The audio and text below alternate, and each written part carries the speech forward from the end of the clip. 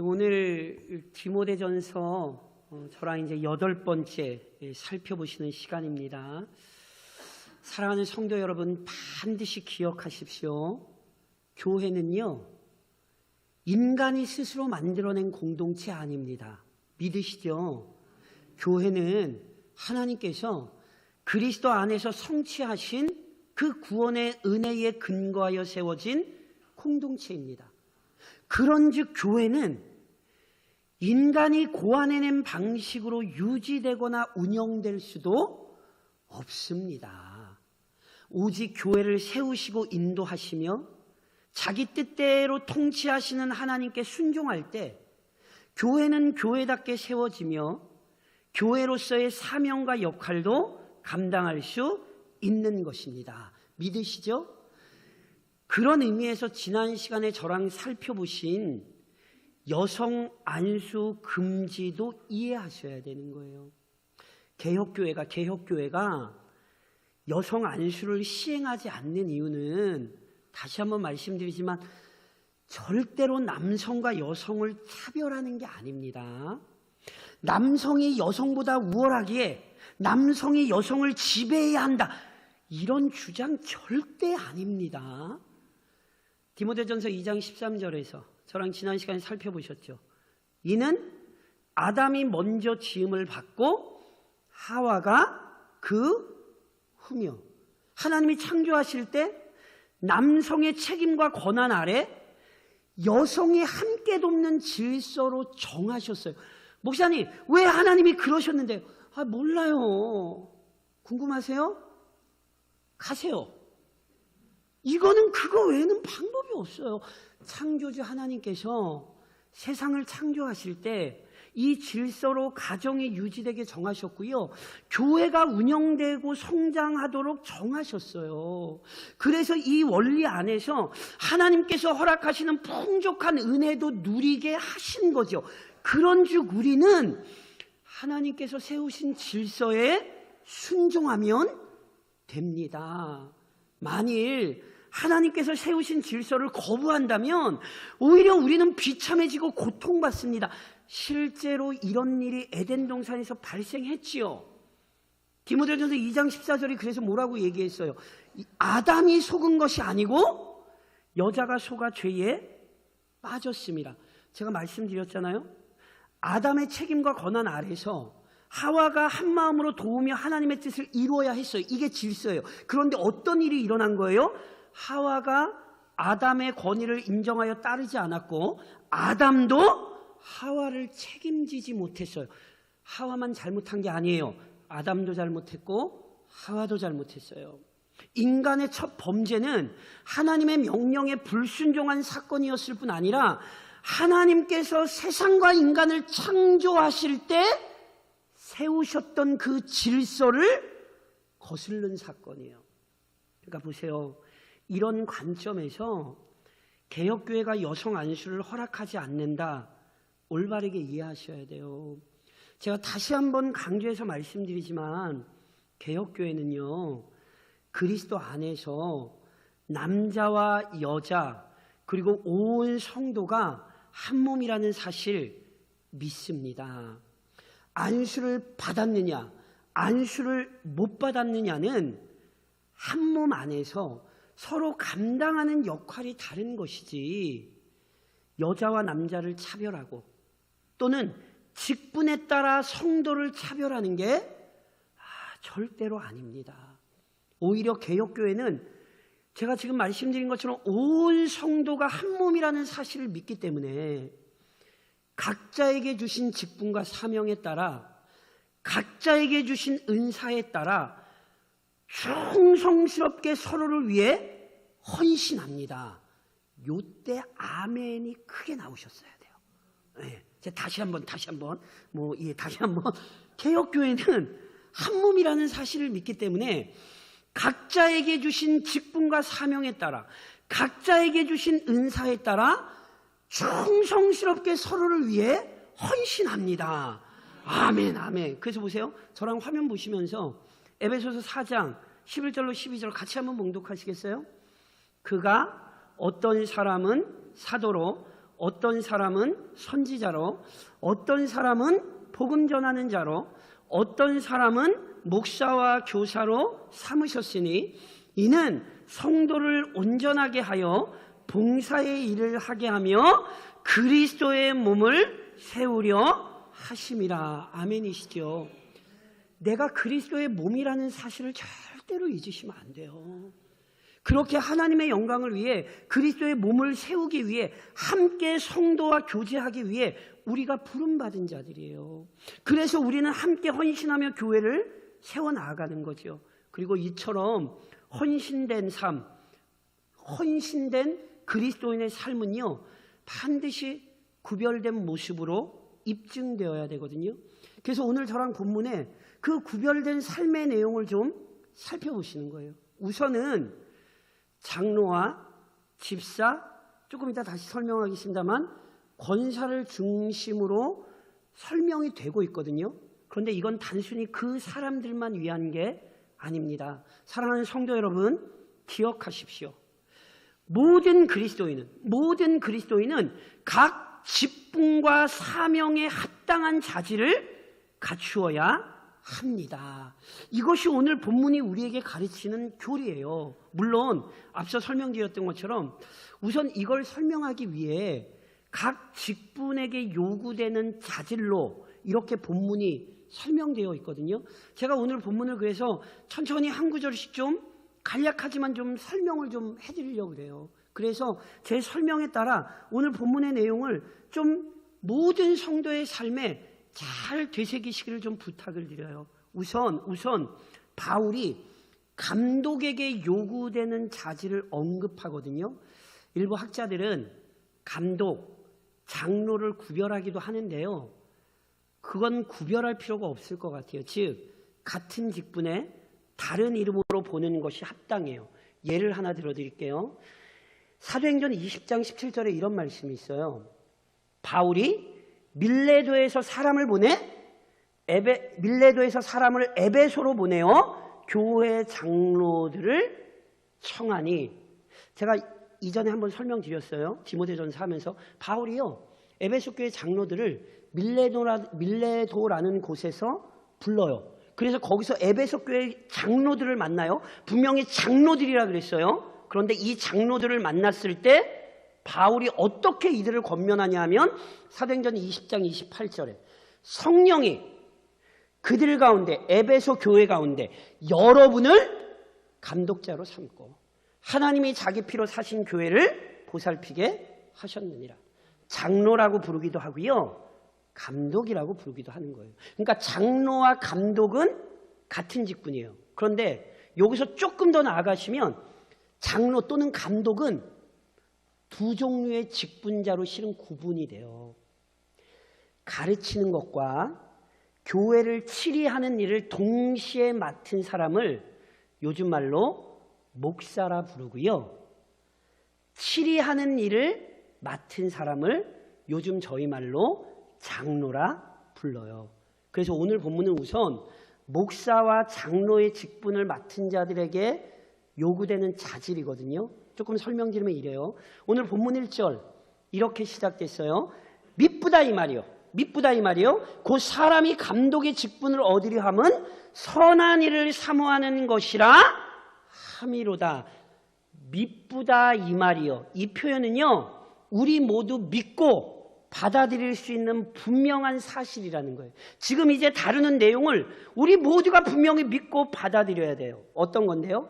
사람이 감독의 직분을 얻으려 하는 이유는요, 선한 일을 사모하기 때문이어야 한대요. 즉 조금 다시 설명드리면 목사, 장로, 더 나아가 교회의 직분은 개인의 명예나 이익을 위한 것이 절대로 아닙니다. 세상의 어떤 직급처럼 교회의 직분을 이해하시면 절대로 아니에요. 그래서 보통 이런 말씀들을 하시는 분들이 자꾸 이렇게 교회 안에 교회 좀 조금 다니면 이렇게 장로도 하고 뭐 권사도 하고 막 그러는 거 아니에요? 이렇게 생각하시면 안 돼요. 이게 개인의 명예를 위한 게 아니에요. 오직 선한 일을 위한 거예요. 여기 선한 일이란 간단히 말하면 하나님의 영광을 위한 것이고요, 교회를 위해 헌신하는 거예요. 바울이 에베소 감독들에게 한 말처럼 하나님이 자기 피로 사신 교회를 보살피는 거예요. 그래서 어떤 개인의 명예를 위해 목사가 되겠다, 장로가 되겠다, 이거는 굉장히 부당한 행위입니다. 하나님의 영광을 위해 교회를 위하여 헌신할 마음이 없으면 절대로 목사나 장로가 되면 안 돼요. 이게 원칙이에요. 더 나아가 감독은 책망할 것이 없어야 되거든요. 근데 여기 책망할 것이 없어야 된다는 얘기는요, 어떤 잘못도 없어야 된다는 의미가 아니에요. 우리 모두 부족하고 연약합니다. 그런즉 어찌 허물이 없겠습니까? 그러니까 완벽한 사람만이 감독이 될 수 있다 그러면 감독이 될 수 있는 사람 있습니까? 없습니까? 없지요.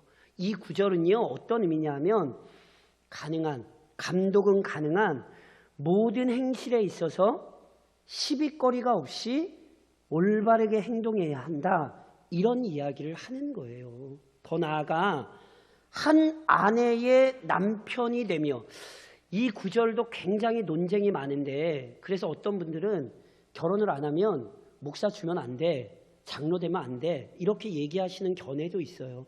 근데 이건 너무 확장시키면 안 될 것 같고요, 이런 의미인 것 같아요. 목사나 장로는 신실한 결혼 생활에서도 본이 되어야 합니다. 자기 아내를 사랑하지 않는 목사가 무슨 성도를 사랑하겠습니까? 말이 안 되죠. 그래서 감독은요, 우선 결혼 생활에 있어서도 신실해야 한다, 이걸 요구하는 거예요. 또한 절제하며, 이렇게 되어 있는데요, 원래 여기 절제한다는 단어는요, 술 취하지 않은 상태를 의미해요. 그러니까 이걸 조금 더 좀 풀어서 해석드리면, 감독은요, 자신이 해서는 안 되는 일은 하지 말아야 돼요. 그리고 해야 할 일은 마땅히 해야 돼요. 그래서 철저히 해야 할 일을 하고 하지 말아야 할 일을 하지 않는 균형 잡힌 삶을 살아야 한다는 거예요. 게다가 신중해야 돼요. 이 얘기는요, 어떤 일을 행하든지 먼저 깊이 생각하고 그 다음에 행동해야 된다는 거예요. 단정하며, 이거는요, 행동이 도에 지나치거나 가볍지 않게 상황과 형편에 맞게 품위 있는 행동을 나타내야 한다, 이런 의미인 거죠. 그러니까 이건 전반적으로 감독, 즉 목사와 장로의 행위는 철저히 사람들 앞에서도 올바른 행동이 될 수 있어야 된다, 이런 얘기들을 하는 거예요. 더 나아가 나그네를 대접하며, 이렇게 되어 있는데, 원래 고대 사회에서 나그네를 대접하는 일은 일반 사회에서도 굉장히 중요한 예절이었거든요. 근데 여기 나그네는요, 특별한 의미가 있는 것이 분명해 보여요. 즉 여기 나그네는 당시에는 특별히 누구를 의미하냐면 신앙의 박해를 받아 떠돌아다녀야 했던 그리스도인들, 또는 이곳저곳 복음을 전하며 다니던 순회 선교자들을 포함하는 게 분명해 보여요. 그러니까 목사나 장로는 일반적으로는 나그네도 잘 대접해야 하지만 교회를 위해 헌신하는 사람들을 위해 철저히 수고할 수 있어야 된다, 이걸 가르치는 거죠. 더 나아가 가르치기를 잘하며, 이렇게 되어 있거든요. 제가 항상 말씀드리잖아요. 교회는 진리 공동체예요.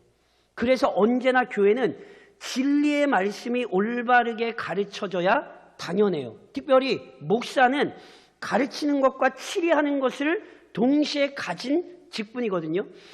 가르침의 은사가 없으면 실은 목사를 하면 안 돼요. 왜냐하면 이것은 성경의 질서가 그러해요. 성도들은 항상 목사를 위해 기도할 때마다 가르침의 은사를 위해 기도해야 돼요. 왜요? 목사가 바르게 가르치지 못하면 교회가 혼란스러워지기 때문에 그렇습니다. 가르치기를 잘해야 하는 건, 이건 지도자의 너무너무 중요한 자격입니다. 더 나아가 술을 즐기지 아니하며, 술이 어떤 건지 아시죠? 술을 먹으면 판단은 흐려지고요, 충동적으로 행동하게 돼요. 그래서 구약 성경에서부터 지도자에게는요, 술에 관한 경고가 주어져요. 잠언 31장에 보면 이런 말씀이 있어요. 르무에라, 포도주를 마시는 것이 왕들에게 마땅하지 아니하고 왕들에게 마땅하지 아니하며 독주를 찾는 것이 주권자들에게 마땅하지 않도다.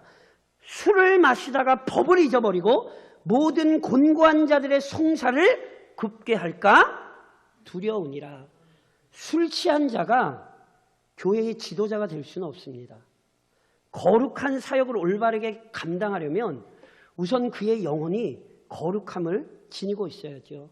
세속적 즐거움을 추구하며 거룩한 교회를 통솔할 수는 없는 것입니다. 더 나아가 구타하지 아니하며 오직 관용하며 다투지 아니하며 이렇게 돼 있는데, 자, 구타와 다툼은 성경적으로 뭐와 같은 줄 아세요? 구타와 다툼이 결국 성경적으로 보면 뭐와 같은 줄 아세요? 기억하셔야 돼요. 살인과 같습니다. 마태복음 5장에 보면 이런 말씀이 있죠. 옛사람에게 말한 바 살인하지 말라. 누구든지 살인하면 심판을 받게 되리라 하였다는 것을 너희가 들었으나 나는 너희에게 이르노니 형제에게 노하는 자마다 심판을 받게 되고 형제에 대하여 나가라 하는 자는 공회에 잡혀가게 되고 미련한 놈이라 하는 자는 지옥불에 들어가게 되리라. 사랑하는 성도 여러분, 교회를 운영하는 데 있어서 언제나 다양한 의견이 존재하는 것이 당연합니다. 그래서 진리의 문제가 아니라면 교회는 언제나 더 합당하고 유익한 방법을 찾는 일에 마음을 모아야 되는 거예요. 때로 어떤 다른 의견 때문에 상대방에게 다른 성도에게 물리적인 힘을 행사한다거나 그것들을 다툼과 분열로 이끌고 가는 것은 잊지 마십시오. 살인과 하나님 보시기엔 똑같은 죄악입니다. 그래서 교회는 다툼과 분열을 아주 멀리해야 하는 것입니다. 오히려 교회는 뭐 해야 돼요? 다툼과 여기 지금 구타와 다툼 사이에 오직 관용하며 이렇게 돼 있잖아요. 관용이 중요해요. 관용은요, 오해하시면 안 돼요. 관용은 모든 게 다 좋다. 이거 관용 아니에요.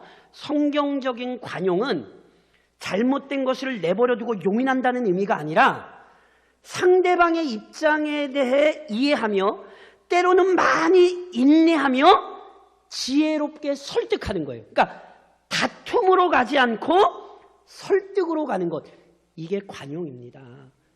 교회 지도자들은 특별히 그래서 이걸 배워야 돼요. 다툼 속에서라도 함께 다투는 것이 아니라 그 다툼이 진정되도록 끝까지 설득하는 과정이 교회 지도자들에게 요구되는 것이죠.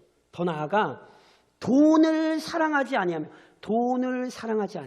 이 얘기는요, 조금 다른 말로 바꾸면 돈을 모으는데 마음을 뺏기지 말라는 거예요. 성경에 보면 돈에 마음 뺏긴 지도자들 때문에 큰 혼란이 찾아오죠. 미가서 3장에 보면 아주 끔찍한 말씀이 있어요. 그들의 우두머리들은 뇌물을 위하여 재판하며 그들의 제사장은 삭스를 위하여 교훈하며 그들의 선지자는 돈을 위하여 점을 치면서도 여호와를 의뢰하여 이르기를 여호와께서 우리 중에 계시지 아니하냐, 재앙이 우리에게 임하지 아니하리라 하는도다. 무슨 말씀인지 아시겠어요? 목사가 돈 받고 좋은 얘기 해준다는 거예요. 이 말씀이 지금 그 말씀이에요. 철저히 목사, 장로들은요, 돈에 대한 욕심 우선 없어야 되고요. 돈만이 아닙니다. 특별히 명예에 대한 욕심 버려야 합니다. 그 욕심에 사로잡히면요, 절대로 교회 지도자로서 교회를 통솔할 수 없습니다. 그래서 성도들은 항상 지도자를 위해 기도하실 때 이런 부분에 있어서 교회의 지도자들이 모든 것을 내려놓는 마음을 갖도록 기도해 주셔야 되고 위로해 주셔야 합니다. 이게 좋은 교회입니다. 더 나아가 본문 4절로 5절에 보면 이렇게 말씀했어요. 자기 집을 잘 다스려 자녀들로 모든 공손함으로 복종하게 하는 자라야 할지며 사람이 자기 집을 다스릴 줄 알지 못하면 어찌 하나님의 교회를 돌보리요. 자, 제가 다시 한번 말씀드리지만 하나님께서 인간을 창조하실 때 가정으로 묶으셨고 가정이 확장된 것이 뭐라고요? 교회예요. 그래서 제가 항상 말씀드리잖아요. 가정이 예배의 첫 자리고요. 가정에서부터 신앙이 드러나고 확인되어야 돼요. 그런즉 감독은 자기 집안의 가정으로서 가족을 하나님의 말씀으로 바르게 양육해야 하고 가족 구성원들은요, 그 말씀에 순종하기 위해 함께 수고하고 노력할 수 있어야 합니다. 물론 이 얘기는 남편이 그래서 목사고 장로면 아내가 또는 자녀들이 무조건 믿음이 좋아야 한다, 이런 의미는 절대로 아닙니다. 아시는 것처럼 믿음은 절대로 사람이 만들어낼 수 없습니다. 그러니 이 구절의 핵심은 어디에 있냐면요, 참된 믿음의 사람은 자기 가족 먼저 돌본다는 영적인 질서를 명확히 하는 거예요. 자기 가족도 돌보지 않는 사람이 많은 성도를 돌보겠다고 나서는 것은요, 이건 정말 거짓말이고요, 합당하지 않아요. 그래서 제가 항상 말씀드린 것처럼 우선은 목사가 가정 예배를 안 드린다면 그 교회 예배는 살아 움직일 수 없습니다. 장로님들이 가정 예배를 인도하시지 못하면 절대로 성도들 앞에서 기도하실 생각하시면 안 돼요. 가정에서 먼저 예배하는 목사와 장로, 이게 성경이 요구하는 거예요. 동시에 본문 6절에 이런 말씀이 있죠. 새로 입교한 자도 말지니 교만하여져서 마귀를 정죄하는 그 정죄에 빠질까 함이요. 여기 새로 입교한 자란 신앙생활을 시작한 지 얼마 되지 않은 초신자를 의미하거든요. 일부 초신자들의 경우 참으로 뜨거운 열심을 가질 수 있고 유능한 재능을 지닌 사람일 수 있어요. 그러나 보세요, 성경도 잘 모르는 사람에게 성경대로 교회를 통솔하는 직분을 맡길 수는 없지요. 무엇보다 영적으로 깊이 훈련되지 않으면요, 마귀가 교만한 마음을 품고 하나님을 대적했듯이 은혜를 가볍게 여기고 성도를 멸시하는 유혹에 빠지기 쉬워요. 오죽하면 히스기야 같은 사람도 순식간에 교만에 빠졌겠어요. 그런즉 본은을 위해서라도 영적으로 훈련되지 않은 성도는 신앙이 성숙한 후에 직분을 맡기는 것이 합당한 것입니다. 그리고 마지막으로 본문 7절에 장로와 목사에게는 이런 의미가 주어져요. 자질이. 또한 외인에게서도 선한 증거를 얻은 자라야 할지니 비방과 마귀의 올무에 빠질까 염려하라. 보세요. 여기 외인이란 성도가 아닌 불신자를 말해요. 그러니까 목사나 장로들은 믿지 않는 사람들에게서도 다른 사람이다라는 증거를 얻어야 된다는 거예요. 잘 아시는 것처럼 조국교회가 목사 또는 장로들의 추악한 행실 때문에 얼마나 언론에 자주 등장을 하고 얼마나 그 세상의 비난을 받았습니까? 특별히 교회 지도자들은 그래서 도덕적으로 윤리적으로 하여튼 문제가 없는 삶을 살 필요가 있습니다. 왜요? 그래야 나 한 사람 때문에 누가 욕을 안 먹어요? 교회가 욕을 안 먹어요. 이 부분에 있어서 교회 지도자들은 반드시 책임질 각오가 되어 있어야 되고 이 일을 위해 자신을 잘 단련해야 합니다. 더 나아가 다음으로 집사의 자질에 관한 내용을 언급하거든요. 그런데 보세요. 기억하셔야 돼요.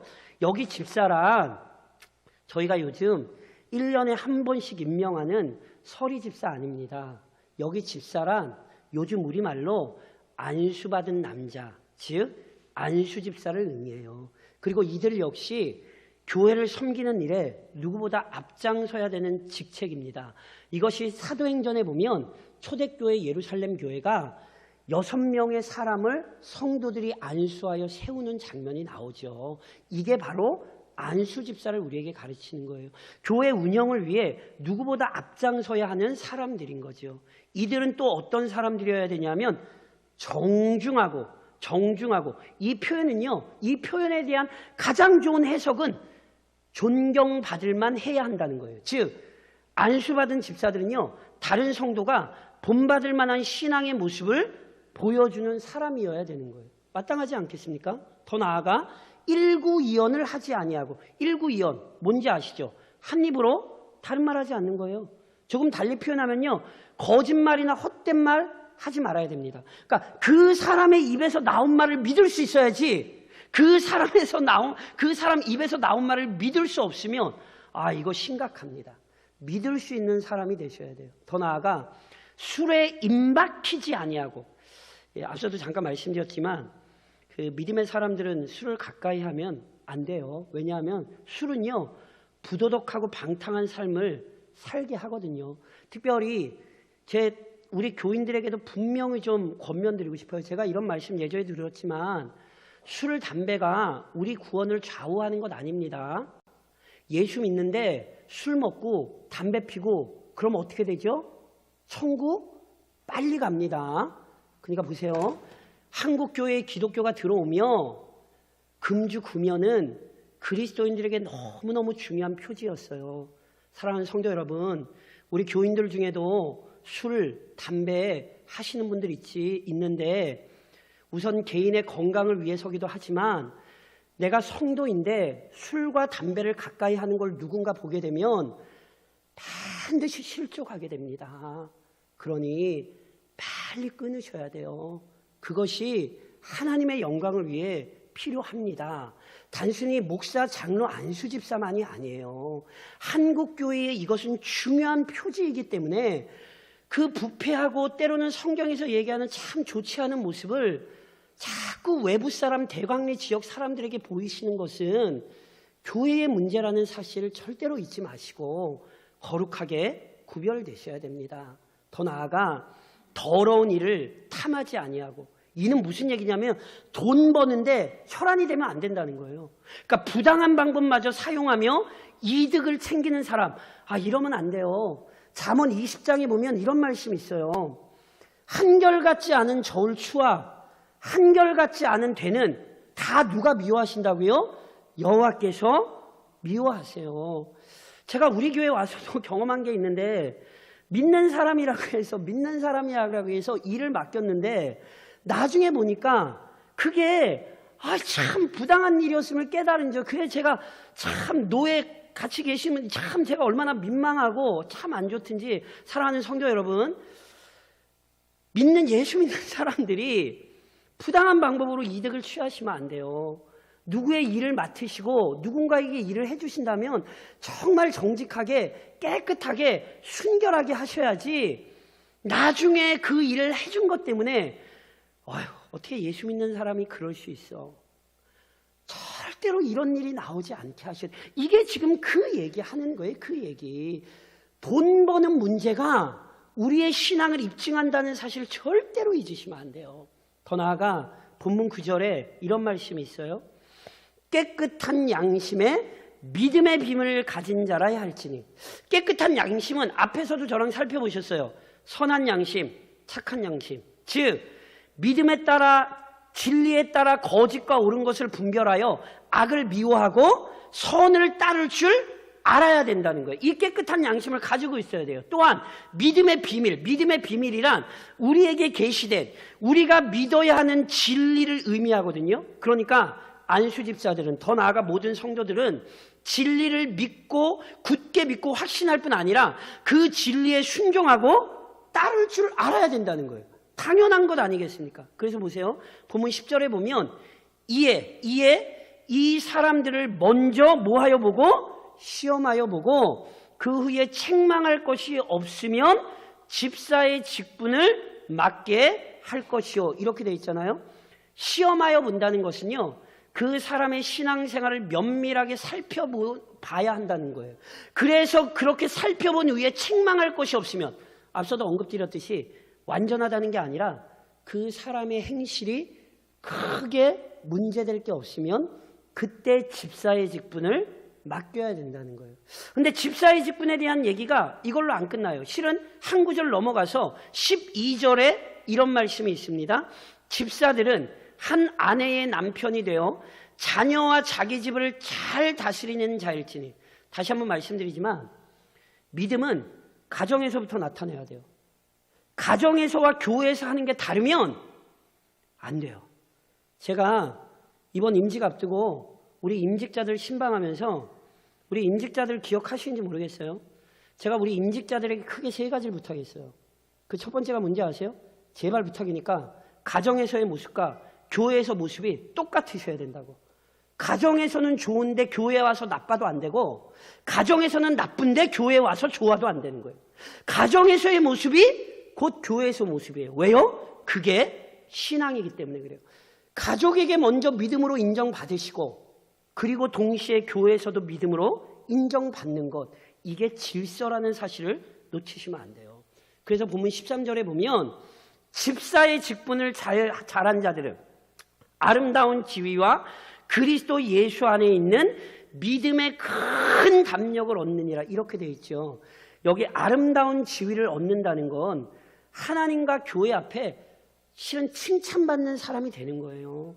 그렇게 교회를 잘 섬긴 자가 이후에 하나님의 큰 상급도 얻을 것이지만 교회 공동체가 그를 존경하는 거예요. 그게 복이죠. 게다가 그리스도 예수 안에 있는 믿음의 큰 담력을 얻는다는 것은 이 직분을 잘 감당하는 자는 언제 어디서나 어떤 상황에서도 담대하게 믿음으로 살 수 있다는 사실을 우리에게 가르치는 것입니다. 그런데 보세요. 제가 아까 말씀드렸죠.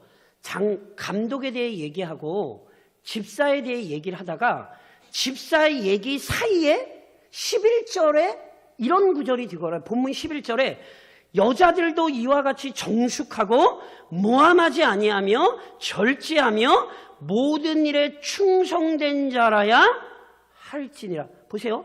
집사에 대한 얘기가 아직 안 끝났는데 그 집사에 대한 얘기 사이에 11절이 들어가거든요. 그래서 여기 11절이 원래 여자라는 단어도 가능하고요. 아내라고도 번역이 가능해요. 그래서 일부 학자들은 여기 11절에 나온 게 안수받은 집사들의 아내를 의미한다. 이렇게 얘기하시는 학자들도 있는데 그건 아닌 것 같아요. 아마 이런 의미 같아요. 감독, 집사만 있는 게 아니라 성경에 보면 교회 안에 다방면으로 교회를 섬겼던 여자들이 등장하거든요. 그런데 보세요. 그 여자들에게 지난주에 저랑 살펴보셨던 것처럼 안수는 줍니까 안 줍니까? 안수는 안 줘요. 그래서 여자에게 집사라는 칭호가 붙여지진 않아요. 그러나 그렇다고 해서 교회를 함께 안 섬겼느냐? 아니에요.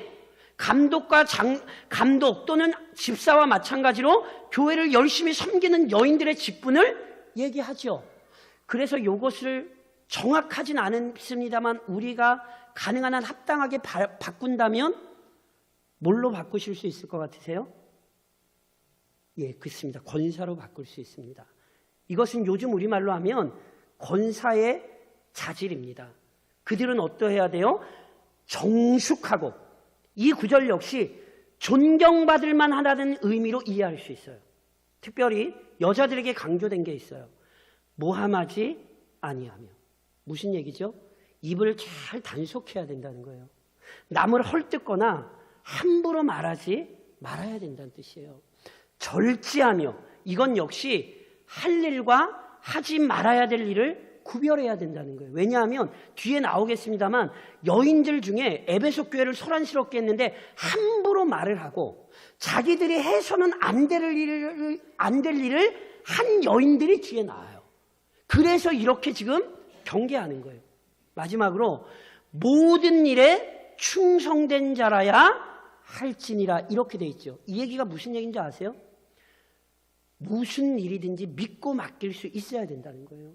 신실하고 믿음직한 사람이어서 교회가 그분에게 그 일을 맡기면 그분을 철저히 믿고 맡길 수 있고 그 결과 역시 신실한 결과로 만들어낼 수 있는 사람들이 돼야 한다라는 사실을 본문이 가르치는 거죠. 그러면서 다시 한번 마지막으로 이렇게 권면하겠습니다. 저랑 화면 보시면서 이것을 몇 명에게 직분자에게 넘기면 안 되는 거거든요.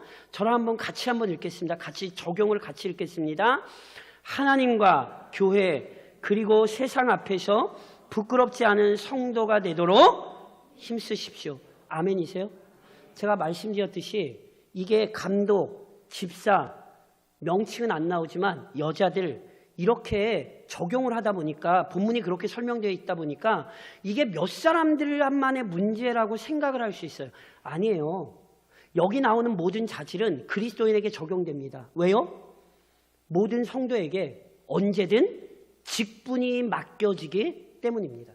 그런즉 모든 성도는 본문이 가르치는 구별된 모습 또는 본문의 거룩한 자질이 자신의 것이 되기를 소망해야 하고 이러한 성품을 드러내는 일에 힘써야 마땅하는 거예요. 그리고 만일 어떤 직분이 맡겨지게 되면 더욱 온 교회 앞에 본이 될 수 있어야 되는 것이죠. 제가 다시 한번 말씀드리지만 직분은 역할을 구분하는 것이지 성도를 차별하는 게 아닙니다. 직분자에게 더 많은 책임이 부여되는 것은 맞지만 직분자만 하나님의 영광을 위해 또는 교회를 위해 헌신하는 게 아니라는 사실을 놓치시면 안 돼요. 그래서 본문의 내용들을 자기 자신에게 하나하나 적용하며 점검하고 되돌아보십시오. 이 모든 내용이 나의 삶에 얼마나 부합되어 있는가 점검하셔야 돼요. 그리고 특별히 이걸 제가 한마디로 좀 이렇게 설명드릴게요. 구별되셔야 돼요. 구별되셔야 돼요. 우리 대광교회 교인들의 삶은요, 다른 대광리 사람들의 삶과 구별돼야 돼요. 제가 예전에도 말씀드렸지요. 우리 교회의 믿음을 확인하는 가장 좋은 방법 중에 하나가 뭔지 아세요? 나가서 대광리 사람들에게 우리 교회 성도들에 대해 묻는 거예요. 그러면 우리 교회의 신앙의 평가 대본에 나와요. 이 지역에서 우리 교회 성도들이 믿을 수 없는 사람이 되어 있으면 그게 우리 믿음이라는 사실을 절대로 잊으시면 안 돼요. 사랑하는 성도 여러분, 그래서 보세요. 우리에게 부족함이 왜 없습니까? 그러니 이전에 부족함이 있었던 것 지금 바로 잡으시면 되는 거예요. 이전에 연약한 모습 보여주셨어요? 그러면 이제는 변화된 모습을 보여주시면 되는 거라고요. 그게 교회예요. 예전에 허물에 주저앉는 게 아니라 예전에 우리가 그런 어리석음과 연약함을 보였지만 우리는 이제 변화되었고 우리는 지금도 변화되어 가고 있다. 그 모습을 보여주는 게 교회라는 사실을 잊으시면 안 돼요. 대광중앙교회에 대한 평가가 내가 지금 오늘 이 동네에서 어떻게 사느냐에 달려있다는 사실을 놓치지 마십시오. 그러니 우리 모두 교회를 온전하게 세우는 일에 부름받은 지체라는 사실을 기억하시고 이번 한 주간도 각자의 자리에서 변화된 모습, 성장하는 모습, 헌신하는 모습 보여주시기를 우리 교회의 머리이신 주님의 이름으로 권면드립니다.